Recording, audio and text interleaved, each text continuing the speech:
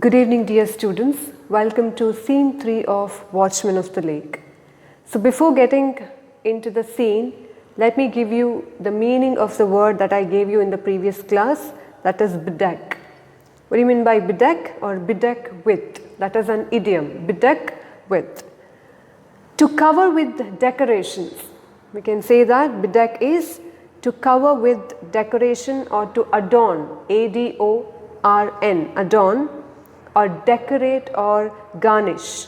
So these are the meaning of bedeck. So how do we use the word bedeck in sentences? Flags bedeck the balcony. Flags decorate the balcony. So we can say that flags bedeck the balcony. She bedecked her gown with pearls. She bedecked her gown with pearls, which means she bedecked or she decorated her gown with pearls. The kids decorated the hall with flowers. The kids bedecked the hall with flowers. So this is how we use the word bedeck in sentences. Yes, now getting back to the drama, what did we see in the previous scene? We have seen how Mara succeeded in convincing the king. So finally he meets the king and he conveys what he wanted to convey. And he proves that he is not mad in the second scene. He fulfilled the wish of the goddess. And here we see a very responsible Mara. So in the scene 3, we are going to see the administration of Mara. How he administers everything regarding the lake. So that can be seen in scene 3. So in other words, we should also know that Mara realizes the importance or value of water. When the goddess told him everything, he realized that and he works on that seriously.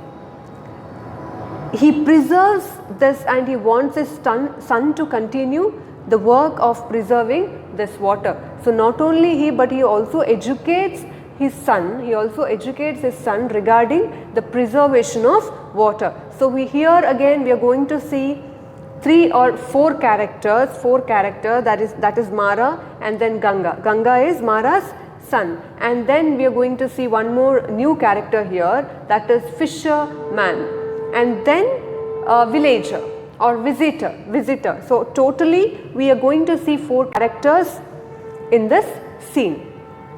Yes, now let's get into scene 3. So you can see that in the picture, right? As I said, finally Mara met the king and he convinced him and also built the lake. You can see that the lake is built there. Okay, that is the lake, and according to the king, he is the right person to watch the lake.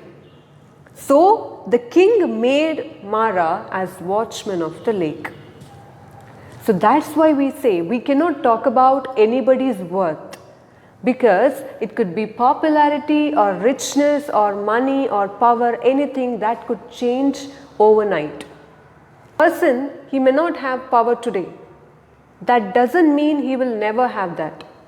As I said, it's all about fate, and his luck may change. His fate may change in the very next day. Here, Mara is the one who was once called lunatic or mad.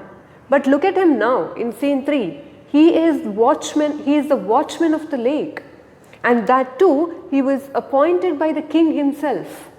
And moreover, even the goddess chose him to convey the message to the king. That shows that Mara is a worthy person. Headmen bullied him, headmen insulted him, but look at his position now.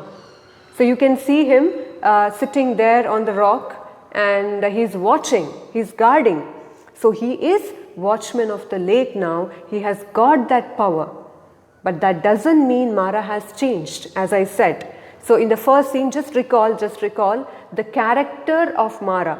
The changes that occurred in the character of Mara from the first scene till the third scene. So don't get bored that I'm repeating this. This is important. In the first scene, as I said, he looks very funny. In the second scene, he looks very humble, and he looks he sounds very responsible while speaking to the king. And now we see a very serious Mara. with responsibility. As I said, this scene also talks about the administration of Mara, how he handles things regarding or related to the lake. Yes, now let's begin.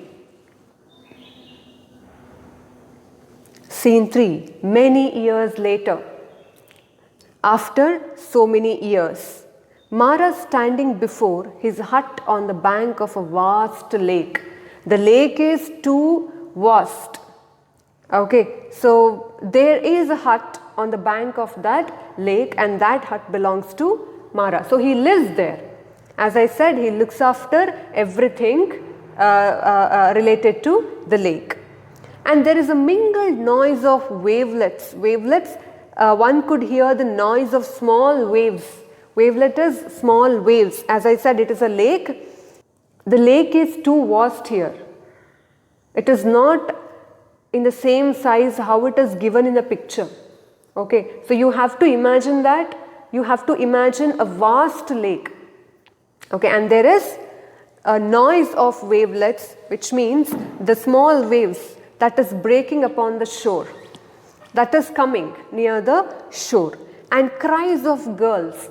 Girls here, not girls, but girls. Girls is seabird, seagull. So the girls are flying there, and the rustling of tree leaves. So the leaves are rustling. Mara, hallowing. Hallowing is shouting. He calls his son Ganga. Ganga is his son. So he calls him, little man Ganga, Ganga, a distant voice. He is somewhere in the far place. So now he calls him, and he responds to Mara's call. He says, Father, I am coming. Yes, on my way. So he asks him, where have you gone? So a sound of running feet, which means his son comes running towards Mara. Ganga, here I am, Father.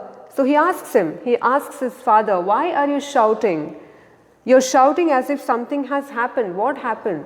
Why are you shouting? I was just behind that tree watching. And he stops there because Ganga was watching something there near the lake. So that's why he was there. He was witnessing something. What were you watching?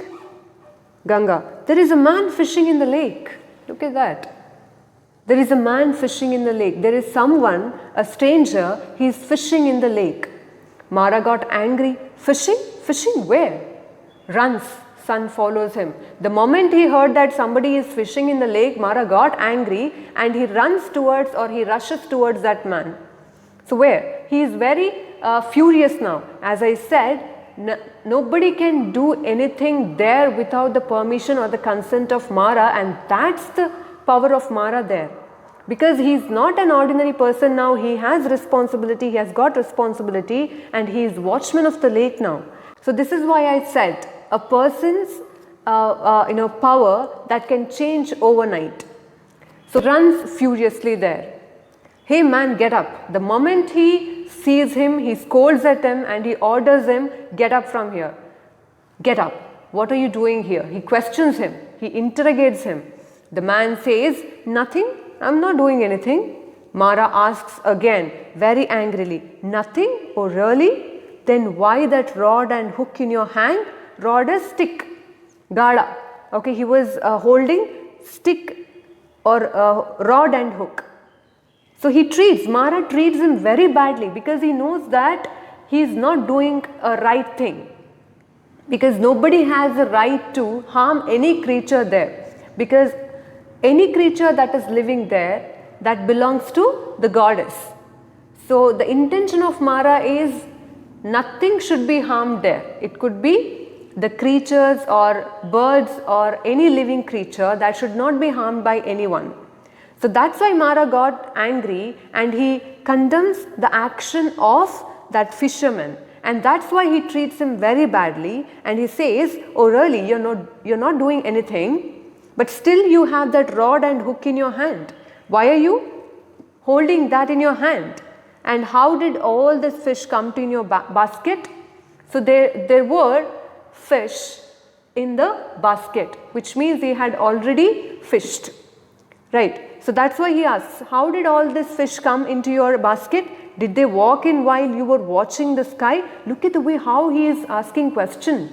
He's interrogating the man. He's not at all letting him speak. So he asks, do they have any legs to walk while you were watching the sky? How did they come? Go man, go before. He threatens him. Mara threatens. So once upon a time Mara was threatened, but here Mara is threatening someone, but here for the good reason. So go man, go before you are pushed into the lake. Make a leave before you are pushed into the lake. If you stay here further longer, definitely I am going to push you into this lake. So go away. Don't harm the creatures here, don't harm the fish. This is how he threatens the fisherman. Man says, the man who was fishing, he speaks now. No, I was not catching fish. He says, he is trying to escape and he says, I was not catching fish. I speak the truth. Whatever I am saying, that is truth. I am not fishing. For which Mara speaks. He is angry with the fisherman and he speaks now. I have been a watchman of this lake for years. Look at that. He is experienced now. And he knows how to treat people, and he knows how people behave. So he says, I have been watchman of this lake for years. I have been doing this work for many years. And I have come across hundreds of storytellers like you. I have seen many people like you who narrate false stories. So don't try to trick me with your stories. Don't try to fool me with your stories. I'm not going to believe you. This is my last warning to you. So Mara gives the last warning to the fisherman. This is the last warning to you. If I see you again with that rod and hook, I will push you into the water. He says, if I see you again, if I catch hold of you again with that rod and hook, definitely I'm going to push you into the water and the fish will feed on you. How nicely he threatens. You will be thrown into the water and the fish will feed on you. The fish will eat you. Do you understand? Do you see my son? Now he reverts at his son and he gives training to his son regarding how he needs to take care of the lake. How he has to take the responsibility of the lake. How he has to handle such kind of situation and such kinds of people.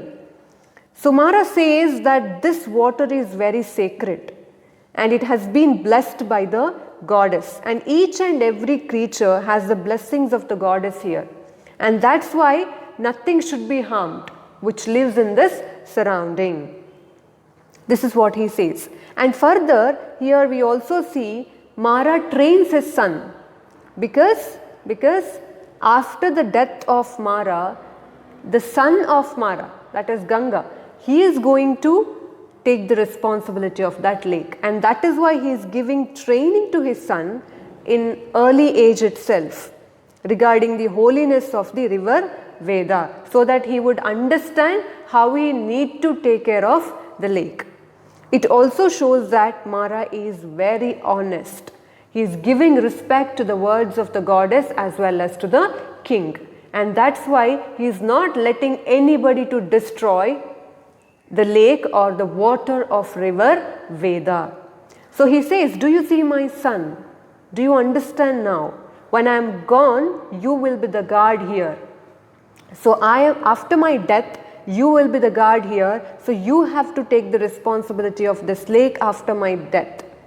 This is what you must do with killers. This is how you need to punish those people who try to kill the creatures which live here. This is how you handle them. This is what you must do with killers. Whether they come with arrow for the girls, it doesn't matter. If they try to hunt the birds or if they try to catch the fish, whether they come with arrow for the girls, for birds which skim, which pass, which fly over the water, or with the rod for the fish. It could be anything. It could be a bird, or it could be fish. That should not be harmed by anyone, and if anybody comes here to kill the birds or to fish, then definitely you have to punish them in this way. You should not let them harm any creatures here. This is how he trains his son. And further he says, this place is sacred and belongs to the goddess. This place is very holy. This place is very sacred. Whom does this place belong to? That is the goddess. She is the final authority and this is her creation. So this place is sacred and it belongs to the goddess, and her command is that. So now he reveals the command of the goddess. So what is the command of the goddess? Her command is that nothing that flies or swims or walks in these parts should ever be killed. This is important. So what was the command of the goddess? She has commanded that nothing that flies, it could be birds, or swims, that is fish, or walks in these parts, that is animal, that should not be harmed, and so that is the command of the goddess. So no one has the right to harm any creatures here. So this is how she has commanded, and Mara is following that. And further he says, from my hut I have often seen at dead of night. Many times Mara has witnessed in the mid of night that a tiger come down from the mountain. He has witnessed a tiger which comes down from the mountain during the night time. He has seen that many times. It comes to slake its thirst. Slake is to satisfy its thirst. It comes there to drink water. You can see that in the picture. It comes there to drink water at that distant corner. So it comes there and it drinks water. But even that has to go untouched. Even that should not be harmed. And that is the command of the goddess. This is what he says. Such is the command of the goddess and the king. Even the king had said the same thing. Now begone, you fish. Look at that, how he treats them. So mean. You fish is so mean. In that way he is insulting the fisherman. So Mara is ready to do any sacrifice to protect that lake and to keep his promise that he had made to the king as well as to the goddess. And that's why he is looking after each and everything very carefully. Yes. After hearing the threatening words of Mara, man too got angry and he asks him, and he tells him, you're after all only a watchman. He says, you're just a watchman. You are not the master of this place. Look at how the man speaks with Mara. So now, as I said, Mara is not an ordinary person. He has all the rights which has been given by the king and the goddess.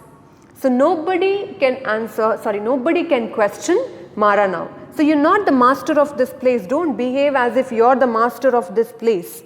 You are, the owner of this lake. Don't behave so. Are you not taking upon yourself more than your duty? He asks him, you're just a watchman of the lake. Don't you think that you're behaving as if you're the owner of this place? Your job or your duty is just to watch this lake. Not more than that. So behave like a watchman. This is what the man says. So as I said, here Mara answers him. You have to analyze now the words of Mara. How he speaks. How weighty his words are. Because it shows that Mara is a good scout. What do you mean by scout? A trustworthy or honest person. So Mara is a good scout, and this also shows Mara's administration. Look at the way how he answers him back. He says, I am the master of this place. And just observe that guts in his words. I am the master of this place. The king made me so. He has not forgotten that. He has not forgotten the king as well as the goddess. He knows his limit. But as I said, he is not going to let anybody destroy or spoil the lake or the water. And that's why he is treating the fishermen very badly. And as I said, Mara knows how to treat different kinds of people. So that's why he says, I am the master of this place. The king made me so. The king has given me the right. But for me, Veda would have run away and disappeared as she was doing before. Mara says, Veda, she would have left this place since there was no tank earlier. There was no tank built for the lake earlier. or river earlier. That is why she would have left this place as she was doing earlier or before. It is I, he says, it is because of me, it is I who gave her home. She got home because of me, because of Mara. That is true. And where she stays, where she lives and nourishes, she gives life and she protects the cornfields of thousands of the king's subject.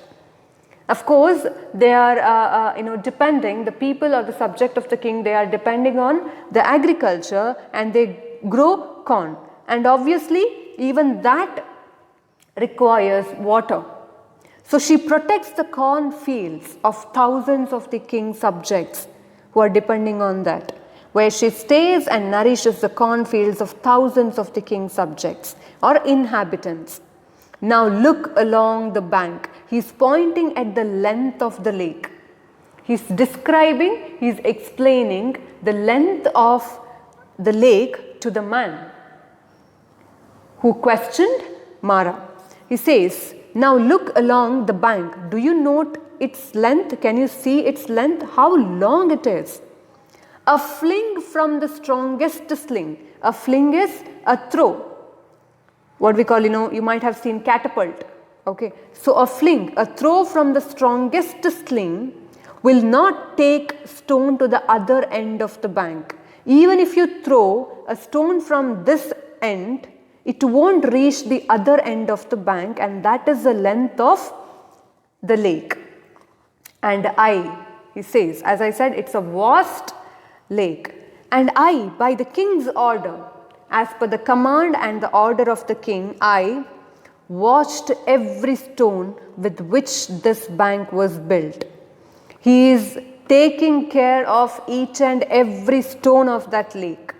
So as I said, he has taken this duty very seriously and with responsibility. He says, I don't let anyone spoil even the single stone of this lake.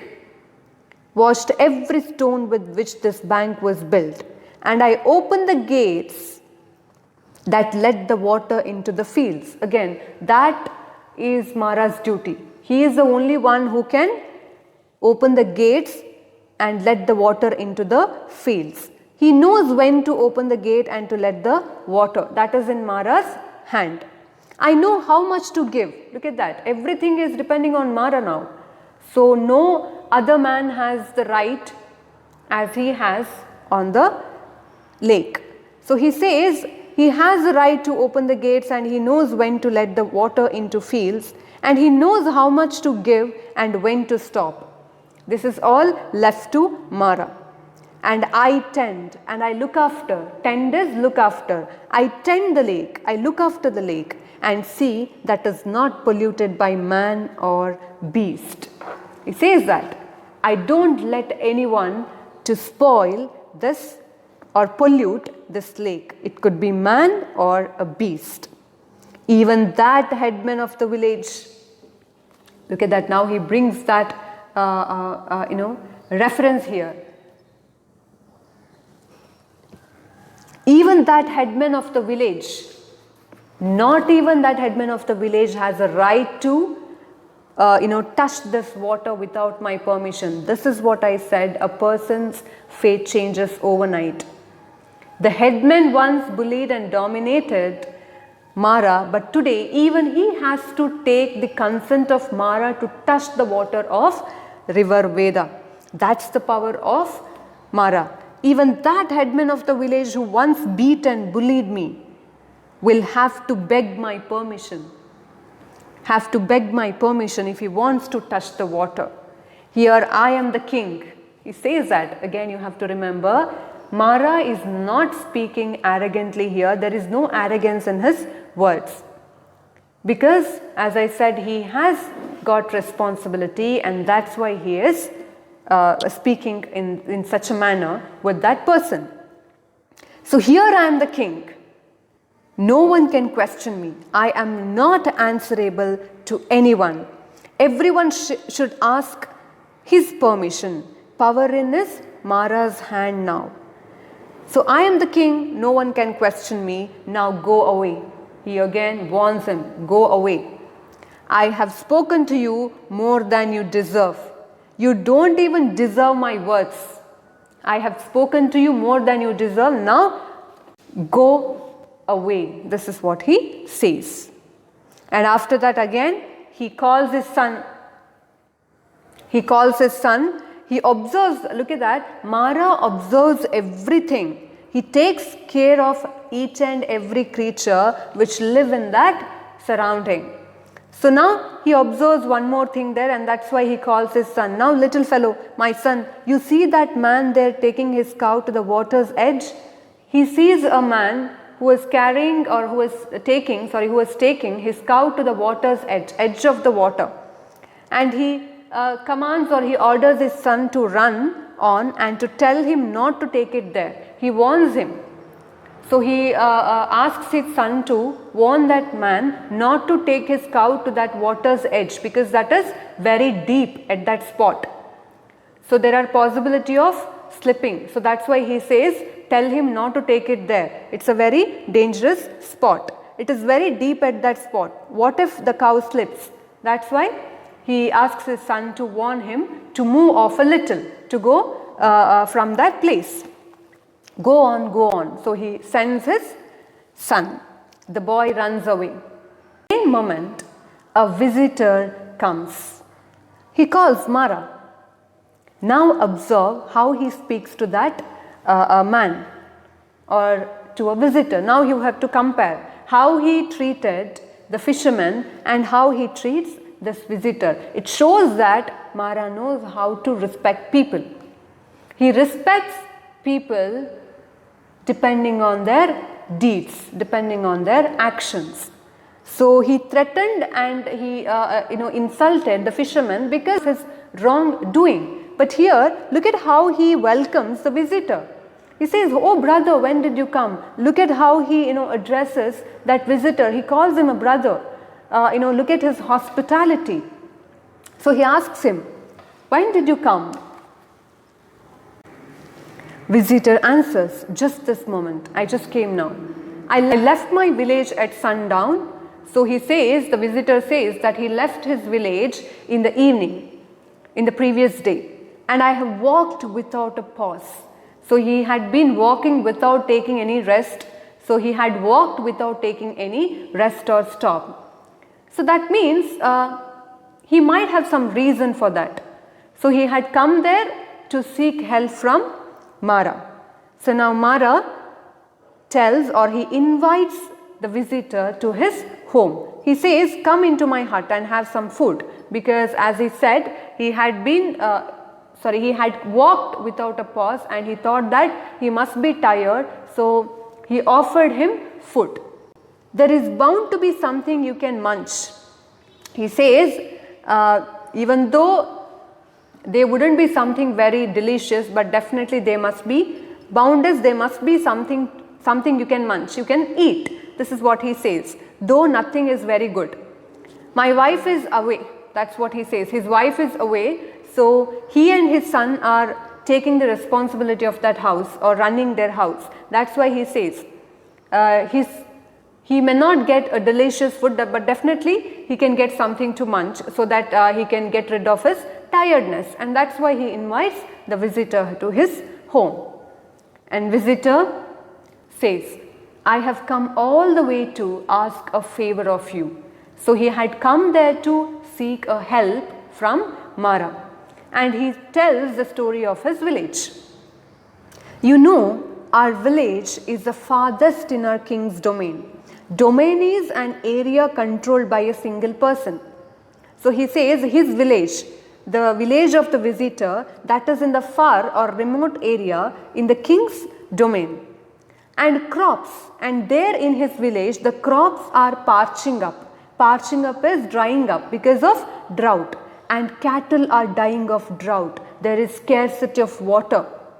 They are suffering from scarcity of water. So that's why he came there to seek help. So he asks him, will you give us some water?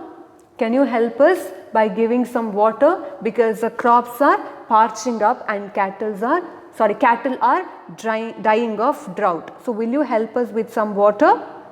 Mara says, certainly brother. He assured him, definitely we will help you. Definitely I will help you. It is here for all the subjects to take. Look at that, he says. It is for everybody's use. So it is for all, it is for every inhabitants of this village. Mara says that he would go along with him. He would see where he can lay the channels. Lay is where he can place, where he can establish connection to give water, to supply water to their village. So he gives assurance to the visitor of giving water. And as soon as you have done it, so as soon as everything is ready, the water is yours. So when they establish the right connection, then definitely they can get water. At the same time, we have to remember one thing here. It will be led to you according to the law laid down by the king. He also mentions that. Mara, even though Mara has the right, but still he is not breaking the law which has been laid by the king.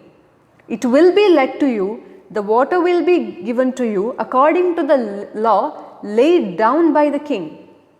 This is what he says. So that shows his respect towards the king. So he is not crossing his limit. He will act according to the law that is laid by the king. After that he says, do you notice there the heart of the lake muddying? So suddenly he observes there was a kind of change in the water. So as I said, you have to remember, the water flows down from the mountain, and in the middle of that lake, heart of the lake is middle, at the center of that lake, the water is getting muddied. Do you notice that the middle of the lake is muddying? So he could see the mud. And further he says it was sapphire like only a moment ago. So what happened to this lake? A few moments ago, it was just like, sapphire. Sapphire is blue. It was shining and reflecting even the sky a few minutes ago. But now, the heart of the lake muddying. So what happened? And he observes the clouds. See those clouds at the mountain top. So the sky is getting darker and darker all of a sudden. So there is a sudden change in the atmosphere, in the nature. So Mara couldn't make out why it was happening. And he says there is a heavy rain there. So it's raining there. Veda is swelling. So Veda is rising, swelling is rising, and carrying mud and flood from the mountain. As I said, while flowing down from the mountain, it is not only carrying the water, but somewhere it looked as if she was furiously flowing down. She was carrying mud and flood into the lake. She was flowing down into the lake, and I must keep an eye on her tonight. So he says he could guess or predict something is going to happen tonight. So she is carrying mud and flood into the lake, so I have to keep an eye on her tonight. I have to watch over her tonight. He calls his son, boy, come here. Let us go in. He calls him, and both of them, they go inside their hut. And he says, I fear there will be heavy rain on us soon. So he could make out that definitely there will be a heavy rain. So what could it be? So why there was a sudden change in the nature? It is a sign of an imminent danger. So somewhere we can say that it is a sign of an imminent, happening soon, imminent danger. So I have a question for you. Why do you think the lake is getting muddied? Or is the goddess angry? So sometimes, is the goddess angry? So these questions may occur in your mind. So try to answer, or try to find answer to this question. What have happened to the nature there? Why it changes suddenly? Why Veda starts swelling and carrying mud and flood into the lake. And we'll discuss all these things in the next scene. Let's see what happens to the lake in the fourth scene. Thank you.